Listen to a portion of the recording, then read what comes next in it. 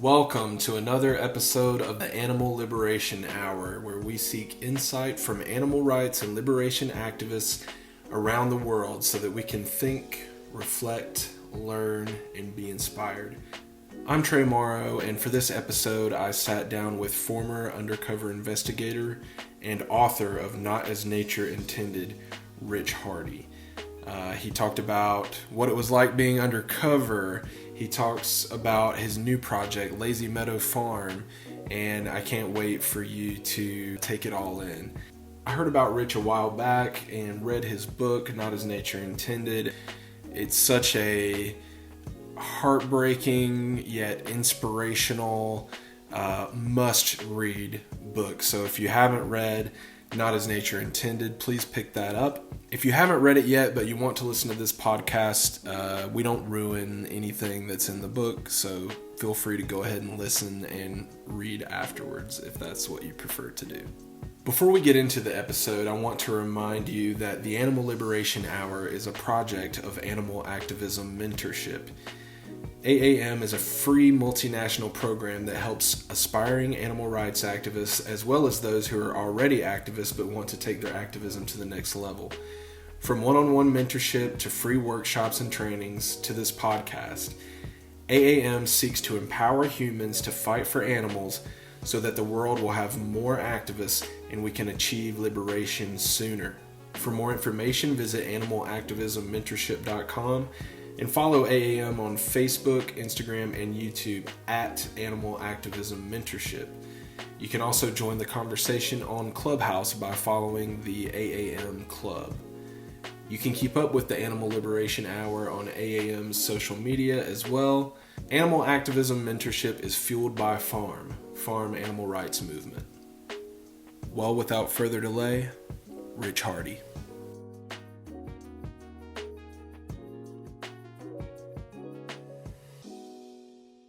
Well, welcome, Rich. It is an honor to have you. I read your book several months ago, and it was just incredibly inspiring. You're a personal hero of mine, so I just really appreciate you being on the podcast today, man. Oh, that's really nice of you, Trey. And I've seen your name a lot on, when I was into my Instagram feed a bit more, which I'm not so much these days, but your name always kept cropping up from very early days. So I know you were one of the original kind of supporters of the project. So I'm very grateful to be first to have your support and to be able to chat to you today. Yeah, grateful for you, man. So the first thing I want to ask is, where did it all begin? When did you decide you wanted to take action for the animals? Was there something, was it when you were a kid? Was it later in life when you discovered you cared about animals and, wanted to help them seek justice? Or how did that all go down? Yeah, it's there was probably a couple of triggers. One, my family were sort of quite activist based, sort of a nurse and paramedic, but cared a lot about animals as well as people, which is always good to get both of those ticked off in the sort of humanity charts. So they used to take me to protests outside slaughterhouses when I was just in my kind of pram and stuff, very early days.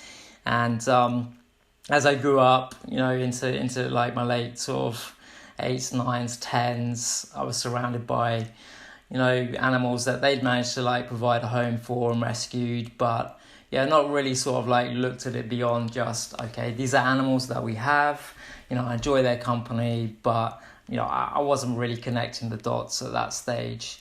But when I was at school, I was about 12, 13, and my school was next door to a slaughterhouse, believe it or not. How that worked out, slaughterhouse, school, neighbours, I never really understand. But I was studying on the top floor of the school. My classroom looked out across into the yard of the slaughterhouse. And one day a pig escaped from the slaughterhouse into the schoolyard. And, workers came through and, grappled with it and took it back. And, all the kind of, screaming and everything that you got with it really kind of stuck with me that day. And I was kind of like the only kid really in the classroom that kind of really saw it as more than just a funny, amusing incident. I was really kind of moved by it and saddened by it. So I then, cut out animals at that point, and within a year or so later, I'd followed my family, my mum, my dad, my sister, all into like living vegan lifestyles. So I guess we're talking 35 years now. So a fair way down the line, and that's kind of where it started really, and it didn't really develop into like activism until a little bit later.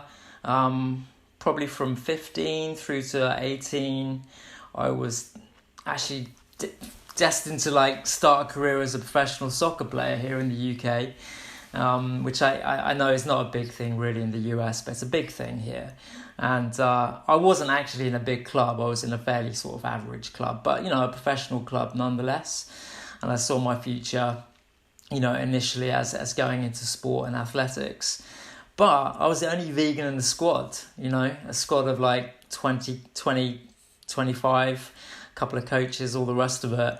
And I was really kind of outcast, really, for sort of vegan beliefs, wanting to eat vegan, munching on plants and not on meat. It was just an odd thing at that stage in the late 80s to kind of be pursuing. And as a result, I kind of got pushed to the edge a little bit, and I didn't really get the breaks to make a full-time career of it. So I kind of got dropped, and decided to like follow my ethics really into activism, based on the fact that I thought you could, not just live but thrive on a vegan diet. And I wanted to try and put my energy into trying to change laws for animals, encourage people to think more about veganism, and see if I could follow that route rather than professional sport. Yeah, that's amazing. I think a lot of activists, have, originally had a different idea for their future, and then, they find out about what happens to animals and or any injustice, and start dedicating their lives to that. I think it's so interesting that your kind of origin story, because so many of us as children never got a chance to meet an animal or like see a pig in distress or someone like that. How do you think the world would be different if everybody had that experience that you had? I mean, did other children in the schoolroom, like, did they seem affected by it at all, or? Yeah, it's funny. I initially it was just me, and I think I found that kind of strange that my classmates didn't have the same sort of like feelings or emotions stirred up by it. But maybe I was just a little bit different at that stage, and like I said, I had a lot of animals already in my life. As companion animals that my parents had rescued and were looking after. So, I was really kind of immersed in it. So I think I probably was just, a little bit ahead really of the time in the sense that, I was aware of animals and conscious that, they went through bad things to reach the table. So, yeah, I mean, we don't all have the luxury of being brought up with animals. We don't have the luxury of land. I did. I had a bit of privilege on that front, I guess. But yeah, so many people don't get that introduction to animals at an early age, and of course those connections, from food, fashion, entertainment. I kept at a very comfortable distance away from kids, because if those industries were to really open the doors and bring the school tours in and see how the real world works when it comes to animal exploitation, then we would be in a very different place. But yeah, I think it's interesting that a lot of kids are very removed from animals at an early age, and those opportunities when we are learning, through school. We don't get those opportunities to really get the truth, and I think to bringing it right up to where we are now, we probably don't get those opportunities now.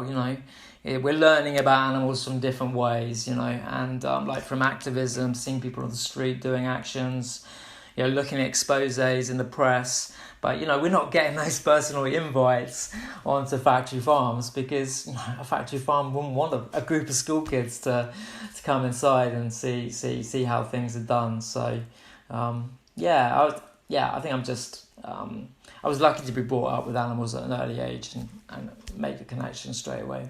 Yeah, definitely. It's amazing, the impact that it had on you, seeing someone, a pig, struggle for their own freedom, like maybe the workers got to her, and that's unfortunate that the pig lost their lives, but I'm glad that that pig had an impact, because you would go on to impact a lot in the animal rights world. Definitely, I think as I've spent the last 30 years, I suppose, campaigning for animals in one shape or form. Those moments do stay with you, and I'm sure you've got those moments as well. Where you've had a very up close personal experience with an animal that's perhaps about to reach the end of its short life, and those moments stay with you, and they'll also become those opportunities to tell stories, don't they, and allow us to do what we do and try and convince others to get more curious about that what's being hid from them, and opportunities to make changes.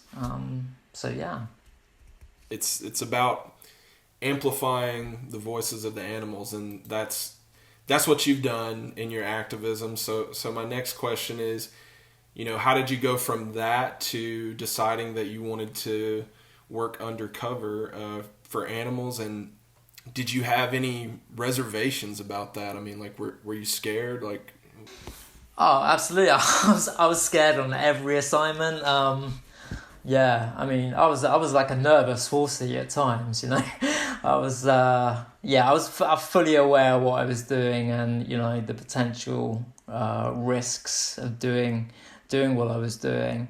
But I felt it was in the public interest, and that's why I kept doing it for a long time. But initially, I didn't start out as sort of a undercover investigator or investigative journalist, call it what you like. I did find a route into like sort of campaigning as a lobbyist, and while the early 1990s there wasn't many opportunities to become a kind of professional campaigner, like in vegan outreach.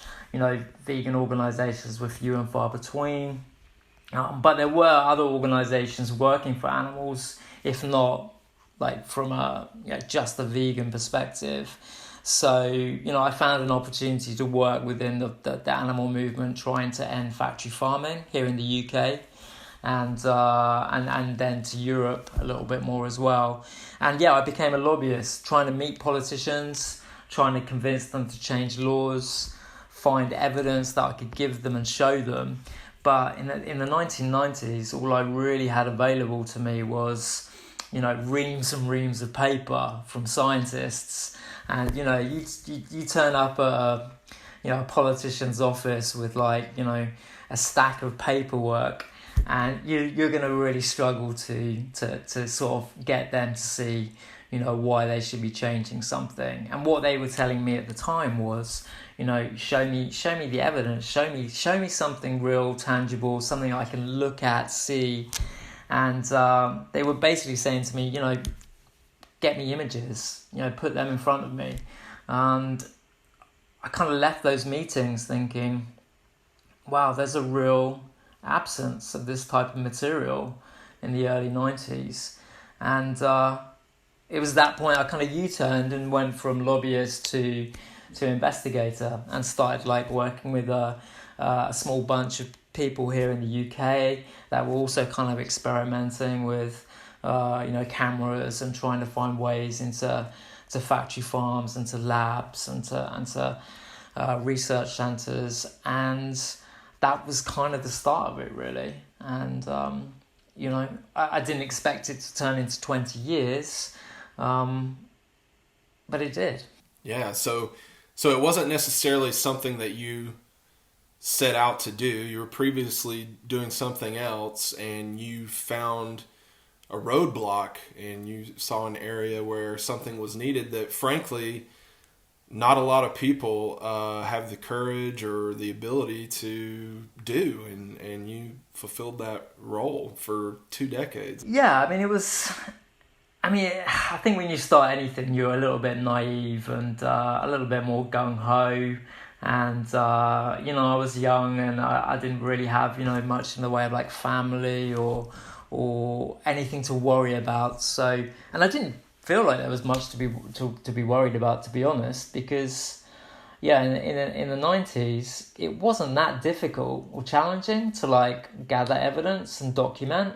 So few places were like concerned about people coming onto farms, for example, asking questions, unusual questions. It was all a bit of a novelty, really, for a lot of sort of factory farms. And, it wasn't particularly challenging to start with. But, of course, year on year, as more like, exposés kind of went on out into the media, and these industries started to getting a bit of a hammering from the press and from the public, then, they had to change their plans a little bit, and they started making the fences bigger and added more cameras to the, security, and you then sort of got into this situation where you have to outwit your adversaries, you have to go one step further in order to get what you need to get. So, to start with, it was all a bit naive, didn't really know what I was doing. Carrying all kinds of, ridiculous equipment into places. It was quite farcical, really, at times. You could probably write a comedy about it if you wanted to, but of course the content and the material is so serious, we want to, not do that. But there was definitely a bit of sort of slapstick and haphazardness about it all. But of course, in the last few years, it was a lot more challenging, and of course, you have to, like I say, move all the time to get in front of the people that are trying to put the blocks in front of you. So in the end, I probably just got a little bit tired of it all, and I think because so many organisations were, beginning to invest in investigation units, and more people coming through, young people, lots of like spirit and passion. It was just like brilliant. I can stop this. There's people there, because there wasn't people there for a long time. It was not something that activists sort of wanted to do. It was I think it's only more in recent years where it's been more of interest, and because we've been able to show some successes, it shows that it has some value in the movement. Yeah. Well, naivety was your superpower. Yeah. So how did you prepare to take on the role of hunter, farmer, trapper? How did you get in a mental space to be able to do that? I mean, you're such a, you're an animal lover, you're a compassionate person. So was that difficult? Yeah, it was challenging, very challenging in the early years. I was like I said, I was quite emotional. I wore my heart on my sleeve quite a bit, and that was a challenge, like to try and keep that away from show, because the more you showed that vulnerability, the less chances you had of being able to document successfully, especially if you are working around people. And that's kind of what I ended up doing, specialising in sort of infiltration. And that was really about putting yourself inside the industry that you were tasked with gathering evidence and testimony from, and getting to understand them and think like them and talk like them, and that did require some prior sort of research, quite a long period of research often before going into the field for an assignment. You had to know what made these industries tick, what kind of things they like to hear, how they worked, who were the people involved. So yeah, it wasn't just a case of turning up at a place and hoping a door was open. It was creating quite complex cover stories, quite a set of sort of unique skills that you had to have to be able to spend time, and a long period of time, with the people that you wanted to understand how they work. So yeah, it was challenging. So I think just arming yourself with lots of information and research, knowing how those industries work, because that side of thing is actually as valuable often to campaigners than just the sort of visual material. Knowing who the investors are, where they get their money from, all those kind of things add value to campaigners and activists. So the boring stuff was actually sometimes more important than the visual stuff. Yeah. I realized as soon as it came out of my mouth when I said, was it difficult? Like, I read the book, of course it was difficult, so I should have phrased that differently. I apologize about that. But well, no, Trey. I mean, sometimes it was difficult, and sometimes it was fairly easy. And I think the beauty of this type of work and doing it on a global level is that being a stranger, being a foreigner, was actually often easier for me than it would be for like a local person, and less risk, less concerns. Trying to do stuff in my own country is a lot more challenging, more difficult. So definitely, some parts of the world are easier than others. And generally, where countries are coming from, which are newer to factory farming, for example, countries that are developing, from perhaps a bad place, and it being shown that factory farming is the model that you have to use to produce food for your people. Those places would be, less of a challenge. But working in the US, became quite a big challenge because of all the ag-gag laws and all the the sort of legislation was starting to drop down on activists to stop them from showing images from animal industries. That became sort of one of the biggest difficulties. So it's different things at different times and different places, and often there's a lot of luck as well. You're not just relying on skills and research. Sometimes you just get lucky as well. So yeah, and you were constantly adapting to new situations and everything. The book, the book goes into detail on all of that stuff, but I want to know, how did you stay focused when you were in these intense situations? Like we talked about how you kind of, wear your heart on your sleeve and you're a compassionate person. And, in the book you talked a little bit about how it was hard not to intervene when you saw some of these horrible things that were happening to animals. How are you able to maintain discipline during these moments to achieve the goal that you set out to achieve? Yeah, that's a really tough one, because anyone who loves animals wants to intervene when something bad is happening in front of them, and a lot of people that perhaps don't see themselves as animal lovers will intervene. Despite what they eat or wear, it may be something that moves them to take action. So it is difficult, and I think it was probably only through sort of a grueling process of gradually sort of immersing myself more and more and more that I became, I wouldn't say comfortable, but aware of what my assignment was, and that was first and foremost what I was there for, and that my emotions always had to kind of second and had to be hidden, because that would essentially end the operation. The assignment would wind up, you wouldn't have much material, you wouldn't have an opportunity to change laws on a big scale, so it was really trying to find that distance. But finding distance when you're infiltrating groups of people is very, very difficult, especially with like groups of people like fur trappers who, they don't work 9 to 5.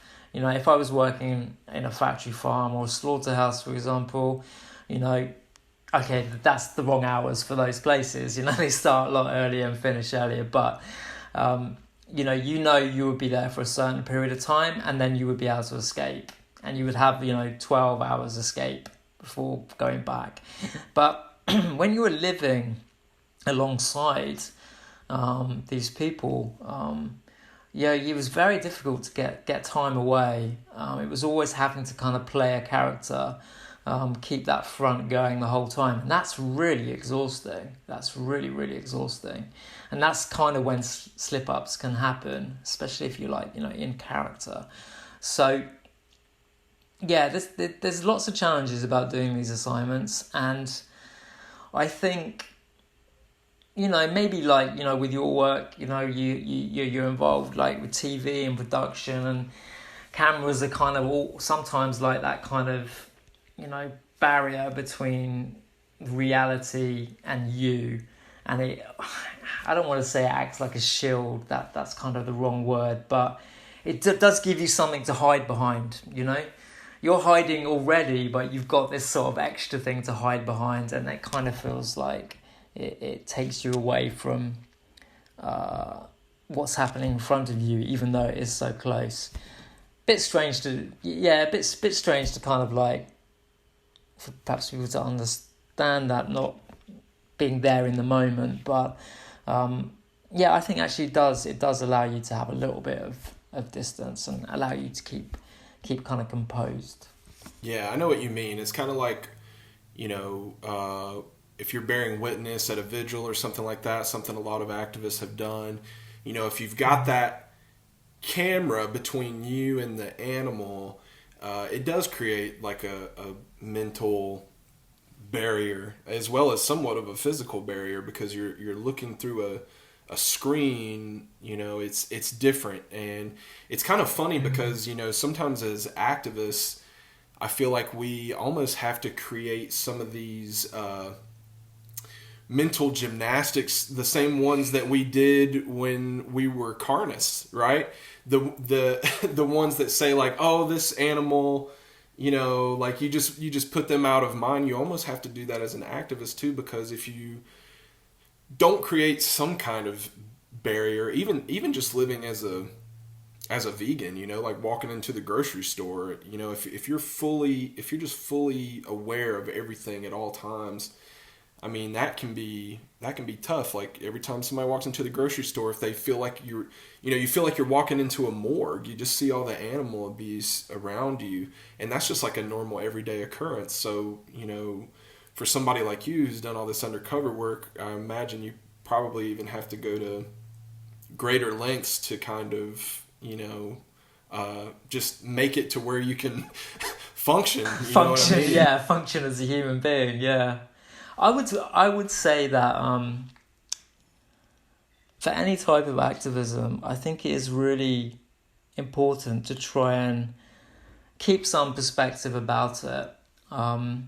It's so easy to become so immersed in what we're trying to do for animals that we don't take the time to really sort of look after ourselves at the same point in time. And when you don't do that, you kind of can lose perspective, and you perhaps become a little bit less effective. So when I finished assignments, I would literally run to the hills, and I wouldn't get involved in anything else. I live in a sort of a surfing community. We have the North Atlantic Ocean on our doorstep here, and I would escape to the sea, and I would surf. I would try and forget everything, and it's very difficult to forget everything, and you never forget it over the long term, but just to give yourself a bit of distance to allow you the next day to go back and do it all again, or like you say with activists, to go and talk to that next person. It's really important to do, and I don't think,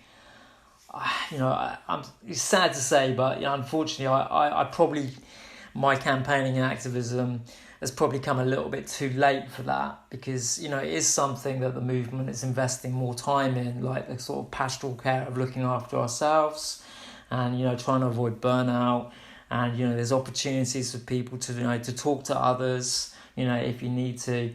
Unfortunately, that's just wasn't available for me when I was doing this work. But I think it's it's going to be so much more helpful to people now, to keep them focused on their activism and healthy at the same time. Yeah, for sure. I'm glad you spoke about the importance of that, and even though that wasn't there for you, I'm glad you at least had the opportunity to escape, yeah, exactly, yeah, to live in peace for those little moments, because with something like what you're doing, so I guess that's probably all you get sometimes when you're so immersed in it. But I want to talk about some of the key accomplishments and victories that came as a result from your undercover work. Talk about what made it worth it.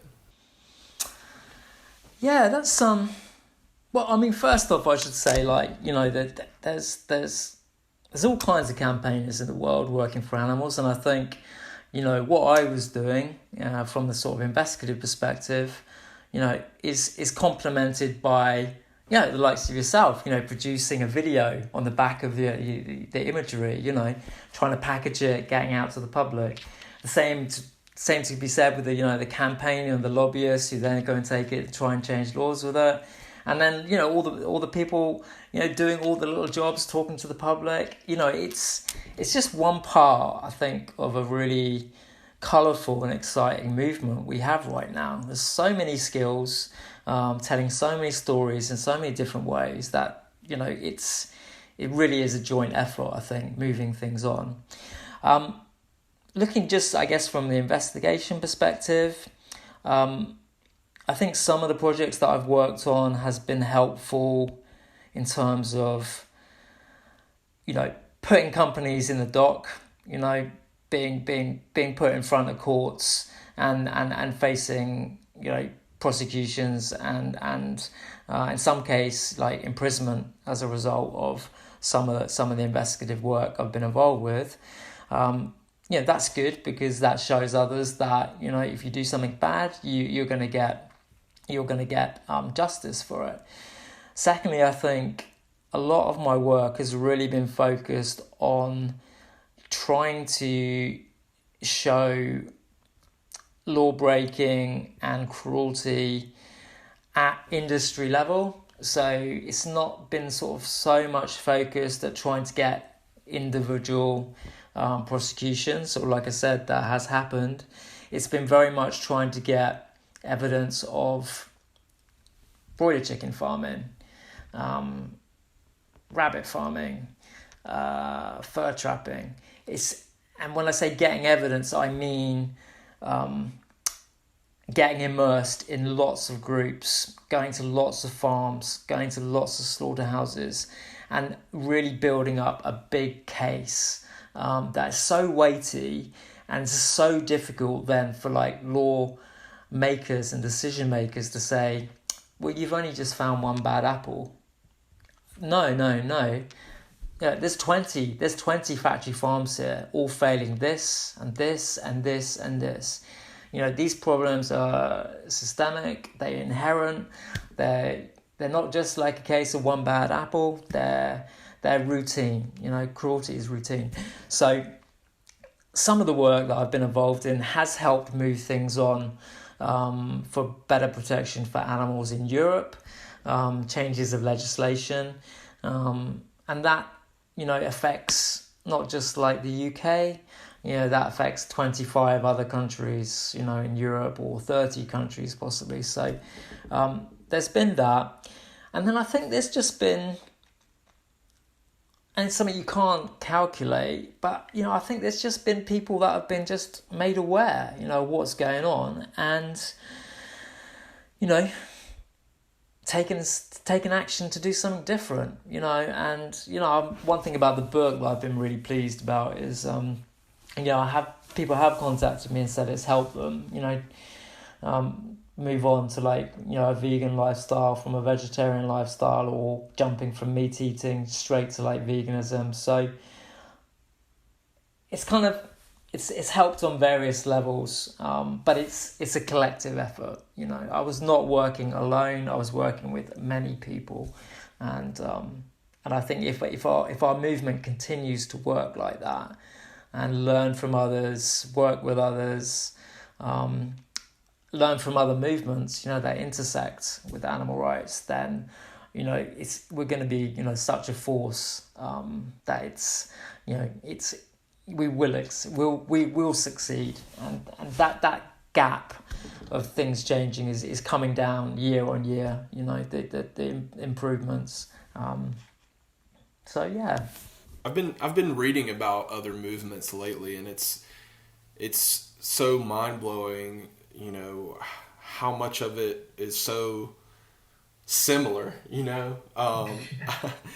I read Why We Can't Wait by Martin Luther King Jr., and just the way he talks about nonviolent direct action, and he goes into every strategy and tactic they had in Birmingham and all this stuff. I mean, it's just so applicable to animal rights, and also what you mentioned, how they came together, and different groups and different facets joined each other for this common goal. I have one more question about the undercover work. Did you ever, while you were undercover, what were these? Did you ever almost think wow, if the circumstances were different, I could almost be friends with this person? Or were a lot of people, did they seem evil, or were they apathetic or ignorant to what the harm they were causing? Or what was? I mean, I'm sure it was different across the board, but what was kind of the vibe there? Yeah. Yeah, that's a really good question. And like you say, when you're involved with infiltration, and it's so important to recognize that, undercover work is made up of lots of different strands: research, infiltration, night stuff. It's, so many different facets to it. But infiltration does get you up really close and personal with these people. And, you are, at times, developing friendships. I mean, the friendships are, false. But you are learning a lot about the people that you are spending time with. And yeah, most definitely. I mean, I did, some of the people I did find myself liking, and there's a lot of people that I found myself pitying. And I think a lot of those people were generally the people that have come from a really bad place, the migrant workers that are just, propping up the slaughter lines, trying to find a way in a new country, at the mercy of, horrible industries that are looking to exploit them just as much as the animals themselves. And, you can see all that, and they're caught up in it. And a lot of them don't want to be doing that type of work. A lot of them don't want to do that. It's just the only option for them. And that's what's sad about it. Then there are other people that definitely seem to have a connection with animals. They keep, they factory farm them, but they can't go as far as going with the animals to the slaughterhouse. No, I just can't do that. I can't see them go to the slaughterhouse. Keeping them in the cage for 18 months, no problem. They can do that, and it doesn't connect with them at all. They can have other animals running around like a farm, dogs and cats, and that they're pets, but it doesn't connect with the farm animal, the product. Then there are the really, evil people. Some of the people that I worked with have done really bad things to others, not just to animals, to people too. Some of the projects I worked on in the US, fur trappers, that they had been in jail for killing people, and you know that they're not kind of mistakes. They're kind of inherently getting some kind of kick out of it, and they're the most dangerous people, and you really have to have your wits about you to work alongside those and live alongside those so closely. But yeah, definitely, there's some real odd stories in the book. Like I say, it's actually quite surreal at times, I think. Not just the types of stories that I was maybe having to do to get into these industries and behind the scenes, but yeah, just the kind of day-to-day ironies of how these people view themselves. Many of the people in the US, they were keeping animals in terrible conditions, but they were feeding America. That's what they thought. They were doing something good to keep food on the plate of everyday Americans, and it didn't go any further than that. With them in terms of what they did to animals. So it is really interesting. Humans are really screwed up people. There's some good ones in there. There's some bad ones in there, and unfortunately, the bad ones are often the ones that have control over a lot of animals. Yeah. So much of what you were talking about with the propaganda, we're feeding the world, that type of stuff. I remember, we were, during the pandemic, we were going to some slaughterhouses to do some activism, and you'd see these big banners hanging up that, like food worker heroes and all this type of thing. And, a lot of people buy into that, and what they don't know is they're actually breeding the next pandemic by participating in this. But for someone who thinks that they are feeding the world, to them that's a righteous cause, so they may not necessarily be a bad person at heart, but yeah, they're kind of caught up in this whole thing. Society has been lying to all of us since we've been born, and it's all for the profit and greed of most of the time people we've never met. So absolutely, yeah. But I think we can learn a lot from what you just said, which is that there's some good people, like people that we might even be friends with if the circumstances were different, or people that we feel empathy for. I think it's important to remember that, and remember where we all came from too, because most of us were not born vegan. We changed with information and guidance and all that type of thing. So I think that's important to remember. I should just say that there is one other group of people, perhaps. There are those people that do recognise what they've done is wrong and do a complete U-turn. There's probably some examples in the US, but yeah, there's some examples here in the UK of farmers who are doing U-turns, giving up their animals, going into vegan farming, and recognising what they did was wrong. So there are a few case studies like that, which is always great to draw on. But for the majority, they've been sold this model, especially with food. That it's this is how we do it. We cram them up, we stack them high, and we get them out the door, and we're not interested in their sentiency. And that's what they've been told is what they have to do. Yeah, it's really sad. You talked about the some people you met in the fur industry, and you go over some of this stuff in the book, your time undercover in the fur trade. So this year alone, Alice and Olivia, Saks Fifth Avenue, Canada Goose, Neiman Marcus, Oscar de la Renta, Saint Laurent, and some others, they've all gone for free, like I said, just this year. Do you think that we are close to a world that doesn't kill animals for their fur? I think if you look at the stats, different countries are moving at different speeds on that, and probably, like the fashion houses of, the UK and the US and Canada, you may be seeing some improvements on. I haven't looked at the statistics recently, but if you go beyond those kind of countries where the world is waking up a little bit and meat consumption is going down, like the Europes, the UKs, but then you look against like the Chinas and the countries that eating a lot more meat and pushing that stat up instead of down.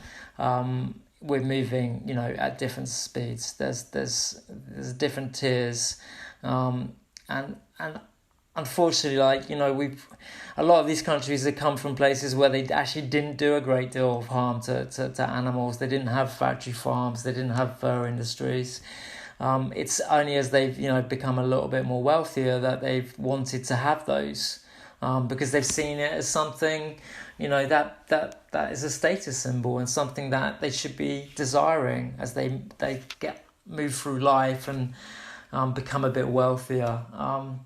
They've been sold that, just as we were sold it. And while we're perhaps turning our backs on it, meat eating and, wearing fur is still going through the roof in the Far East and, these new global economies that are emerging up. So we're definitely making improvements, but not all at the same time. Got you. So, now that you've moved on to some other projects outside of undercover work, how do you get back some of that, like, for lack of a better term, normalcy in your life? You've gone from all these intense situations, pretending to be someone else. How are you now just able to be yourself? Yeah, I think it's taken me a little while to remember actually who I am. I feel like I've wear so many different hats and almost played so many different characters in life to tell stories about animals that it's when I stopped, I kind of forgot who I was really. So I spent the last couple of years just trying to sort of get familiar again with myself, try and remember what I like doing and what gives me sort of pleasure in life. And I've taken my foot off the pedal with the investigative stuff altogether and just moved on. So a couple of things that I have done to stay in touch with my kind of activism is I started rescuing animals with my partner, Prue, and I have now sort of rehomed and looked after I guess about 30 dogs, cats, chickens and ducks, many from factory farms and on slaughter days. So we have been able to give a life to animals that before that we weren't able to do. So that's been really nice. Instead of walking away from them, as part of an investigation and not being able to help or intervene when I wanted to, I now have that time to sort of, care and devote to, helping an animal for the rest of its life. And that's one of the things the book's done. It's actually helped fund me able to do that and look after and care for the animals at our micro sanctuary. The second thing I've done, and this is again, it's like not trying to be part of like showing what the problems are, sitting more on the solution side of things. I've started a vegan farm here in Cornwall in the UK. It's like a little market garden, so we just produce veggies and flowers, and we do it in a completely vegan way. It's veganic actually, so it's kind of organic and vegan, so veganic, and we don't use any animal inputs at all in the growing. So no blood, no bone meal, no fish, no animal manures. We just use seaweed that we gather from our local beaches, And we also use like green manures, which are like clovers that help to put nitrogen back into the soil. So we can keep doing this sort of circular loop of producing vegetables that we box up and deliver to people in our community. And, you know, we can offer them a completely 100% free of animal cruelty veg box, because this is an issue I think that many of us won't be aware of right now, is that so many of our veggies, which as vegans we rely on so much to deliver us all that nutrition that we need to get through life, you know, do have a connection to animal industries still. You know, they're grown with fertilizers which have animal ingredients in them to help them grow. And, you know, that's something that, you know, many of us, you know, probably aren't aware of, and there's not a great deal of information about it. So I'm trying to help show that you can farm without, you know, exploiting animals. So that's the kind of, you know, small scale little project that we're doing on a day-to-day basis here. And yeah, it's fun. But vegan farming is difficult. It's hard. It's like, you know, early starts, and you know what the weather's like here in Britain. It's like forever, you know, foggy and wet and all the rest of it. So you got to be prepared to get rained on a few days of the week. So but it's good fun. So that's what I'm enjoying doing. And actually it's really helped with my sort of mental health and well-being. You know, I've kind of felt a lot better for doing this, but it's also keeping me connected with activism, because, you know, a couple of years ago I thought I was about to walk away from it completely, but it's helping me stay active for animals, but just in a slightly different way. Yeah, for sure, and in such a positive way. I think it's awesome that you know, mentioned how you're focusing on solutions now. I mean, we need all of it, right? We need to identify the problem and show that to people, and we need to come up with the solutions. And, you know, you've done it all now. I'm going to ask you more questions about Lazy Meadow Farm in a minute, but going back to the animals you've rescued, I mean, that must be so special, because I know I haven't seen nearly as much as you have, but I've been onto like a rescue property where it was like a hoarding situation. I've seen some things, and you know, vigils and slaughterhouses and stuff, and just seeing the footage, you know, that people like you provide. You know, it just having that awareness when you meet an animal that is at a micro sanctuary or at a bigger sanctuary that is able to, you know, live out their life with the amount of freedom possible. Of course, like just the confines of their body and the way they've been bred, you know, they'll never be free like they should be, but the freedom that they're able to achieve has been achieved. And you know, it's so many mixed emotions. I know even for me, like there's been a couple of times, like one time I helped rescue this pig and took her to a sanctuary, and everything was good, everything was normal, and then all of a sudden it hit me like a ton of bricks, and I just started bawling, and I was like, where is this coming from? And it's because there's so... You know, there's so many animals who don't get that chance. So when you see an animal that has a chance to develop their personality, I mean, just like what you were talking about, you know, you had to rediscover who you were after going through all of those things. A lot of times animals never get a chance to realize who they are ever until they're rescued. If they get that chance, they get a little bit of time to be able to do that, and I've seen that firsthand with rescues. You know, there's a pig named Sunshine that was the first pig that I ever helped with, and she lives at Changing Hearts Farm now.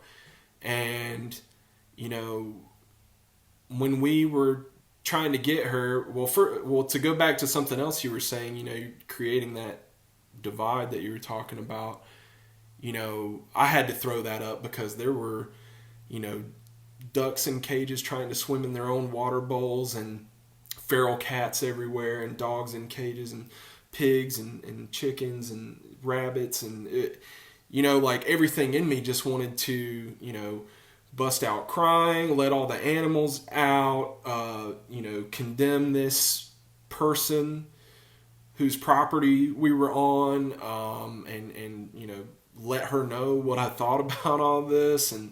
But I had to keep that focus. Like, she's allowed us to take this one animal, and I don't want to mess that up. I want to get her out, and that's what we did. But over time, after she had a vaginal prolapse, so after she had that surgery and everything, and started to get better and started to trust humans, she was able to develop that personality and figure out who she was. So it's all those mixed emotions when you see animals that have this freedom. You know what I mean? I know it's probably that way for you too. I know it's got to be extra special to have them in your life. Yeah, I mean, like you say in your story there, Trey, it's you really do get to find out about an animal's personality and what they need and how they behave, what their behavioural needs are. And I look at, like, my hens, like, every morning they're running out the door of their little shed, and running out into the wild landscape, chasing all the little bugs, scratching around, flapping their wings, just moving at high speed across the ground. They're just completely different to what you see in the factory farms. And I think about something that, well, there's two incidents I remember, like with chickens in particular. One is a broiler chicken farmer saying to me, with inside a terrible shed, 30,000 chickens in there, unable to move around, so heavy that their legs can't hold them up, struggling to get to the water drinkers. And, they're saying these hens have everything they need. They've got feed, they've got water. They don't need to be out there scratching around, looking for food. They've got it all here in this factory farm. But hens want to do that. That is their natural behaviour. They want to be outside foraging, looking for food. And, that farmer was denying them, a basic behaviour that, they require to live, healthy, thriving lives. And another farmer I remember, very unusual, he, again in the US, he used to enjoy, at the end of the day, taking a beer into his broiler chicken shed and sitting in there in a deck chair and watching his chickens in the shed. And do you know what else he took in with him? He took a respirator in with him, because he'd had years of, being amongst that ammonia. His lungs just weren't able to function anymore without the help of a respirator, and he'd sit and watch them like dying in front of him, literally. And it comes back to like what we were talking about earlier with people and the different ways that they look at animals and feel like they're doing good things with them, but that's the very last thing they're doing. But like you say, give an animal a chance to live normally and have these freedoms. They'll bring, as much joy to your life as you've brought joy to their life. Yeah, absolutely. And when you amplify the voice of an animal, they're able to be their own best advocates if they have the chance to do so. I mean, so many people are affected by animals when they meet animals. That pig affected you, and unfortunately you didn't meet that pig under like great circumstances, but just, being able to see them, seeing, if they're in a sad situation, seeing their ability to suffer and their will to live, and if they're in a happier situation, seeing their personality, and how individualistic they really are, and their sentience, on either side is so important. And that's why, beyond just the fact that you're saving someone's whole world when you rescue an animal or help an animal, in addition, you're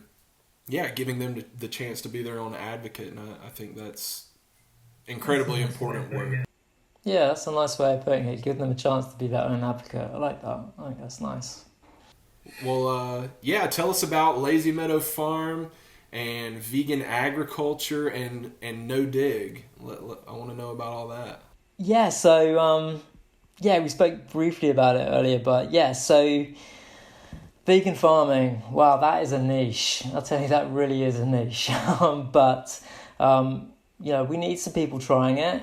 Showing that we can grow healthy, nutritious food without any cost to animals, without any cost to the environment, not taking too much from the earth, without giving something back. So yeah, it's a small scale market garden. We grow veggies and flowers for our local community and sort of package them up as veg boxes each week and then deliver them. So they're kind of like in our kind of customers' houses and kitchens within a couple of hours being picked. So they're super fresh.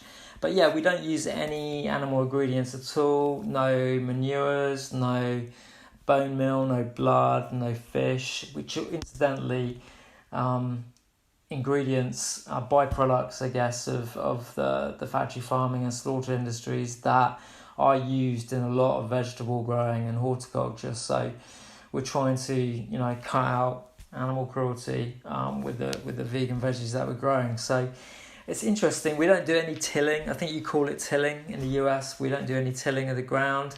So we just build up layers of mulch. We sort of like use composts and seaweeds. So we don't dig at all because like all the goodness and life is under the soil, and you don't really actually want to be breaking it up too much because that kind of kills the soil. And then you're kind of feeding the soil by giving it more nutrients all the time rather than feeding plants, but the plants kind of benefit from it.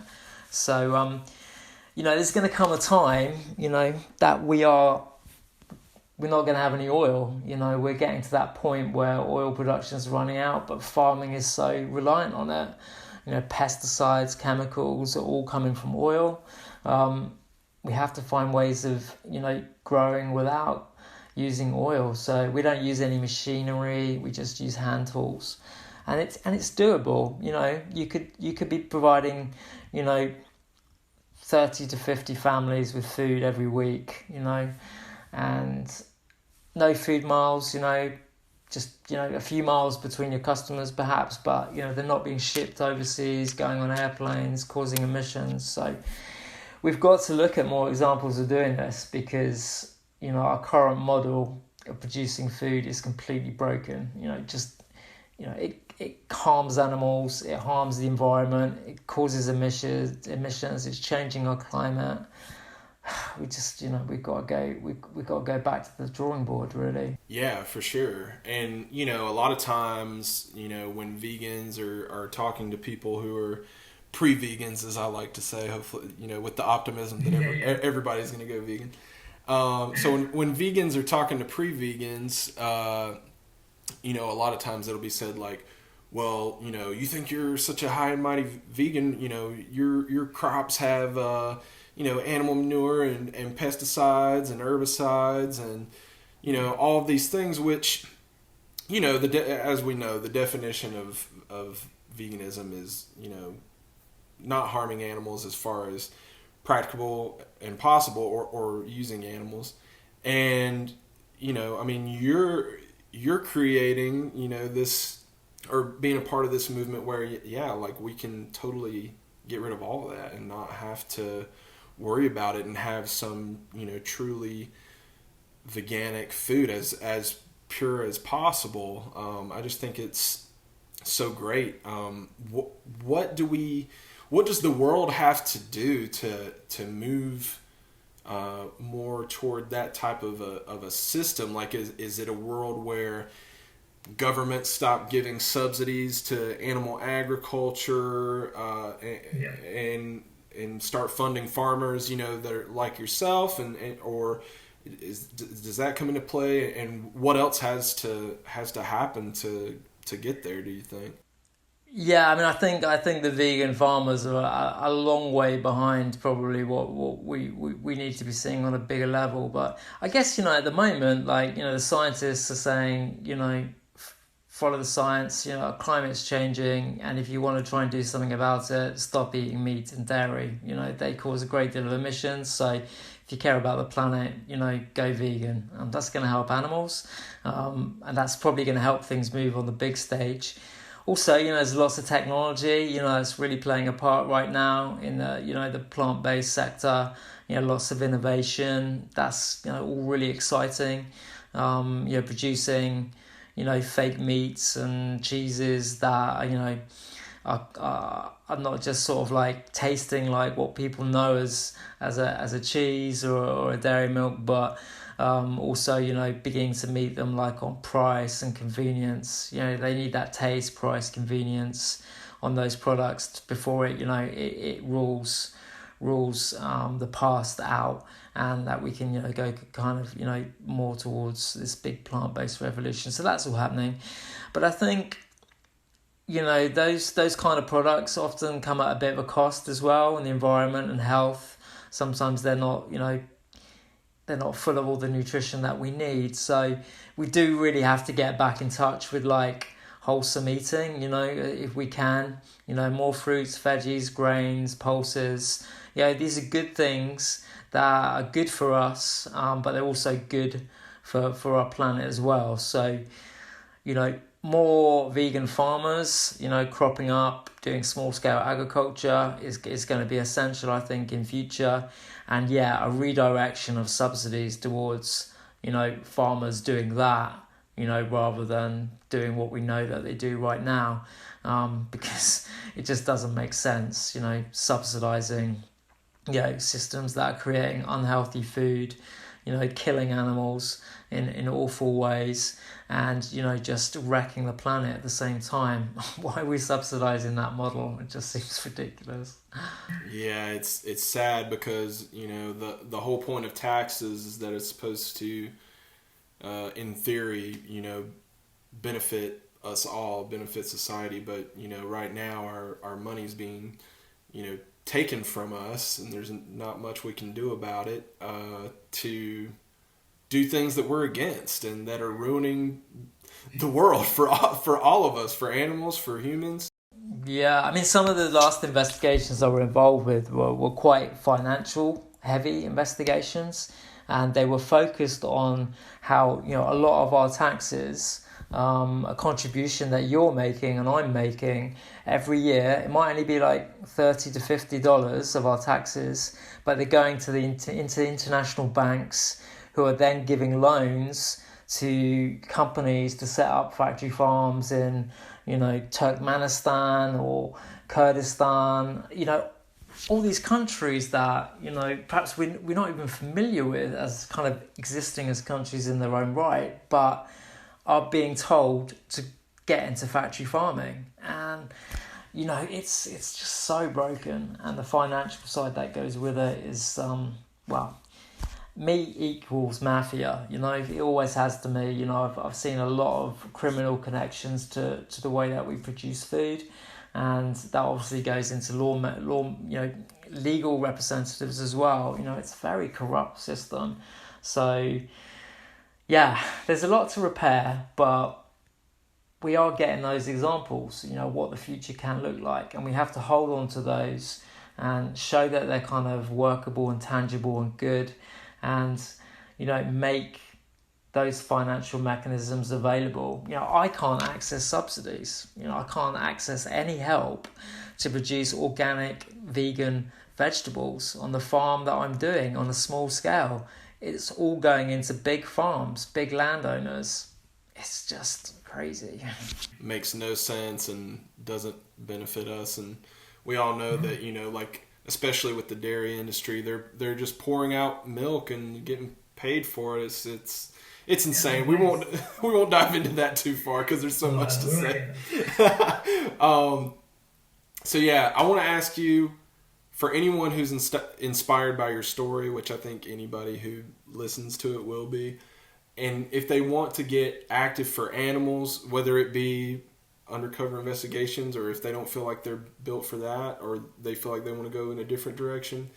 Either one, just activism in general. What advice would you give someone that's trying to find their way in successfully fighting for animals? Yeah, that's well, it's probably easier than it's ever been before, to connect with like-minded people, either virtually or in person.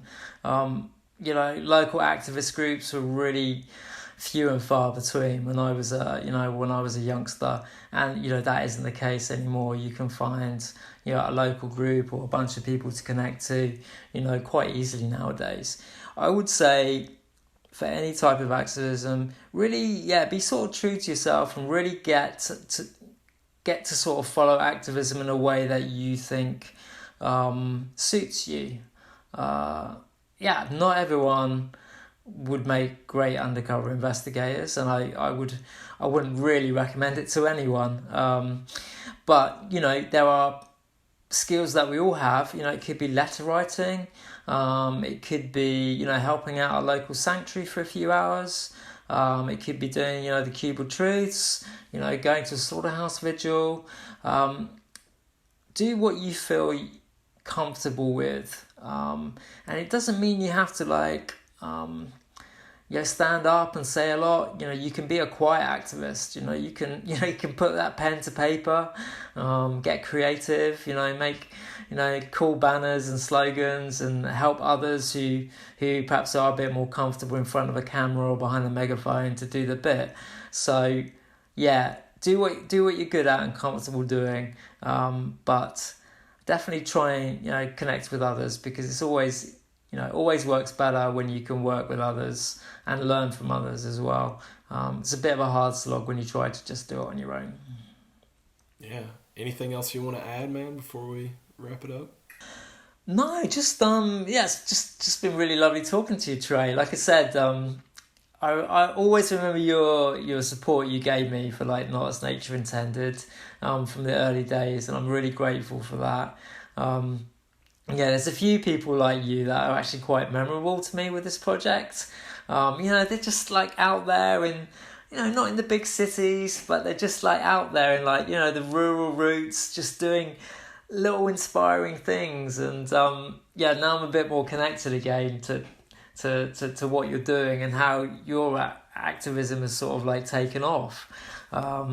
It's just lovely to see, really. So good work. Thank you. I mean, again, so inspired, honored that you were here. Thanks for taking the time. I know so many people will be able to gain so much value from this, and we appreciate it. What an incredible and inspiring human being. We are so appreciative that Rich was able to join us for the podcast. Please pick up his book, Not As Nature Intended. It is a must-read, especially if you are an activist or an aspiring activist, or really for anyone at all. It is an eye-opening book. If you do want to get the book, you can find the links to buy in the description of this podcast episode. Thank you all so much again for listening. Please rate and review the podcast. It helps others find it more easily. And the more people that find it, the more people can be inspired by the guests interviewed on our show, like Rich, and we can turn that into actionable change for the animals. Don't forget to follow us on Facebook, Instagram, and YouTube at Animal Activism Mentorship, where you can keep up with the podcast as well as everything AAM. You can also join the conversation on Clubhouse and the AAM Club, and join our Facebook group, Animal Activism Mentorship Community. One more reminder that you can sign up for a free mentor to help you with your activism at animalactivismmentorship.com. If you needed a sign that you should be an activist for animals, this is it. Remember that it will take all of us to achieve animal liberation. Stay focused, stay positive, be effective, and keep doing your part. Until next time.